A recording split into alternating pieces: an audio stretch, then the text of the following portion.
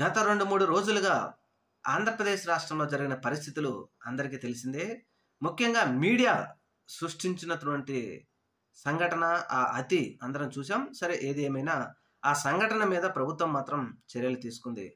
ఇక్కడ మరొక విషయంని నెటిజన్లు ప్రశ్నిస్తూ ఉన్నారు. అదేంటి అంటే 2024 సార్వత్రిక ఎన్నికల తర్వాత విజయం సాధించి అధికారం చేపట్టిన కూటమి ప్రభుత్వం ఈ సంవత్సరం రోజుల్లో 180 నుంచి 200 మంది మహిళల మీద అత్యాచారాలు జరిగాయి. ఇందులో కొంతమందిని చంపేశారు కూడా. ముఖ్యంగా నంద్యాల మచ్చుమరి లాంటి బాలిక, మరొక చిన్న బాలికను చాక్లెట్ కొనిస్తానని తీసుకెళ్లి ఆ బాలికను, ఇలా ఎంతో మందిని అత్యాచారం చేసి చంపేశారు. బహిర్భూమికి వెళ్ళిన బాలికల మీద కూడా మహిళల మీద అత్యాచారం చేసి చంపేశారు.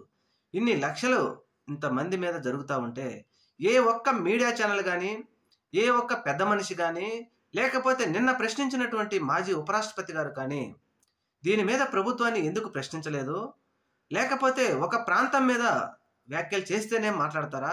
మిగతా ప్రాంతాలలో ఏం జరిగినా సరే మనకు సంబంధం లేదు అని ఉంటారా? ఒక ప్రాంతం వారే మహిళలేనా? మిగతా ప్రాంతాల మీద మహిళల మీద ఏం జరిగినా మాట్లాడరా అని ఇప్పుడు నెటిజన్లు విపరీతంగా చర్చించుకుంటున్నారు, అడుగుతున్నారు ప్రశ్నలు. ఇది నిజమే కదా? ఒక ప్రాంతం మీద మాట్లాడటం తప్పు, దానిని అందరం ఖండించాం.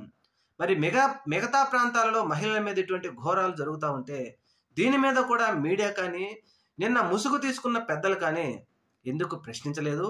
గంటలు డిబేట్లు ఎందుకు పెట్టలేదు? వాళ్ళు మీ ఇష్టం, మాట్లాడరు. జర్నలిజం అంటే ఇదే. ప్రజలు మాత్రం ఖచ్చితంగా తెలుసుకోవాలి మంచి ఏది, చెడు ఏది అనేది. ఏదో channels, YouTube channels, main stream media channels చెబుతూ ఉన్నాయని కాకుండా మీరు ఆలోచన చేయండి. ప్రజలు ఖచ్చితంగా ఆలోచన చేయాలని ఇప్పుడు నెటిజన్లు కోరుతా ఉన్నారు.